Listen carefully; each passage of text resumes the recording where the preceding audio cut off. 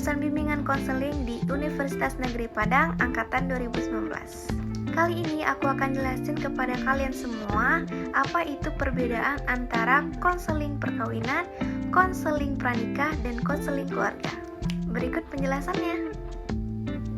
Yang pertama, konseling perkawinan menurut Kellimer tahun 1965 mengartikan bahwa konseling perkawinan sebagai konseling yang diselenggarakannya sebagai metode pendidikan, metode penurunan ketegangan emosional, dan metode membantu partner-partner yang menikah untuk memecahkan masalah dan cara menentukan pola pemecahan masalah yang lebih baik.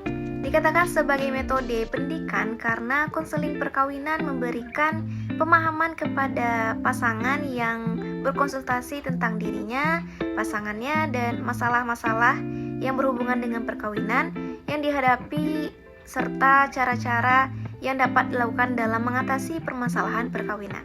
Nah, penurunan ketegangan emosional dimaksudkan sebagai konseling perkawinan dilaksanakan biasanya saat kedua belah pihak berada pada situasi emosional yang sangat berat. Sehingga yang dapat dilakukan oleh seorang konselor antara lain membantu klien untuk memahami diri sendiri, mengukur kemampuannya, mengetahui kesiapan dan kecenderungannya. Keempat itu mengetahui kesulitan dan problem lingkungan di mana dia hidup. Kelima, mendorong klien untuk berani mengambil keputusan yang sesuai dengan kemampuannya dan memanfaatkan seoptimal mungkin potensi yang ada pada dirinya untuk merebut peluang yang terbuka.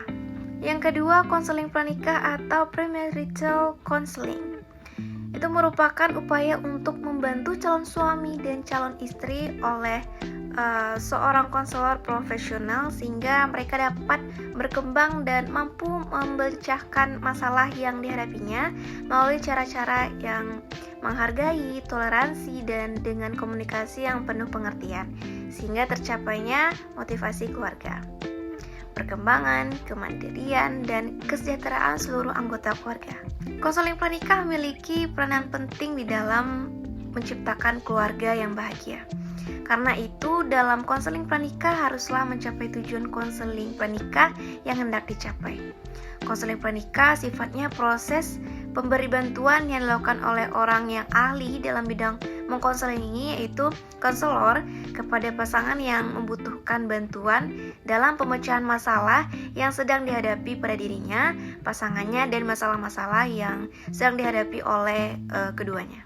Nah, dengan bertujuan dari hasil konseling pranikah ini, keduanya mampu menjalankan hidupnya sebagaimana fitrah manusia sebagai khalifah di muka bumi ini. Yang ketiga itu adalah konseling keluarga. Konseling itu adalah bantuan yang diberikan oleh seorang pembimbing atau konselor kepada seorang konseli atau klien untuk mengatasi problemnya dengan jalan wawancara dengan maksud agar klien mengerti lebih jelas tentang problem atau masalahnya sendiri dan memecahkan problemnya sendiri sesuai dengan kemampuannya dengan pelajari saran-saran yang diterima dari konselor. Sedangkan arti dari keluarga itu sendiri adalah suatu ikatan atas dasar perkawinan antara seorang laki-laki ataupun seorang perempuan atau sudah punya anak ataupun tidak dan tinggal dalam sebuah rumah tangga.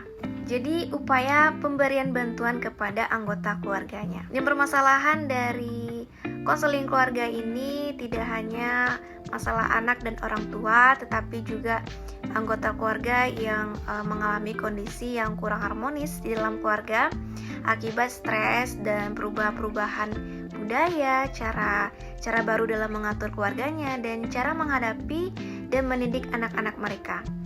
Dan berdasarkan pengalaman dalam penanganan konseling keluarga, masalah-masalah yang dihadapi dan dikonsultasikan kepada konselor antara lain keluarga dengan anak yang tidak patuh terhadap harapan orang tua, konflik antar anggota keluarga, perpisahan di antara anggota keluarga karena kerja di luar daerah, dan anak yang mengalami kesulitan belajar atau sosialisasi. Berbagai permasalahan keluarga tersebut dapat diselesaikan melalui konseling keluarga. Konseling keluarga menjadi efektif untuk mengatasi masalah-masalah tersebut jika semua anggota keluarganya bersedia untuk mengubah sistem keluarganya yang telah ada dengan cara-cara baru untuk membantu mengatasi anggota keluarga yang bermasalah. Intinya, kalau konseling perkawinan itu upaya pemberian bantuan dari konselor kepada klien yang sudah menikah. Kedua, konseling pranikah itu upaya pemberian bantuan konselor kepada klien atau calon pasangan suami istri. Ketiga, konseling keluarga yaitu upaya pemberian bantuan dari konselor kepada pasangan suami istri yang sudah menikah, yang sudah punya anak maupun belum, intinya dalam satu rumah tangga. Nah, itu dia perbedaan antara konseling perkawinan, konseling pranikah, dan konseling keluarga. Kalian jadi tahu kan apa perbedaan antara ketiga itu? Segitu dulu ya materi yang telah aku jelaskan. Semoga teman-teman semua dapat memahaminya dengan baik. Dan kalau ada yang ingin bertanya, silakan di kolom komentar. Assalamualaikum warahmatullahi wabarakatuh.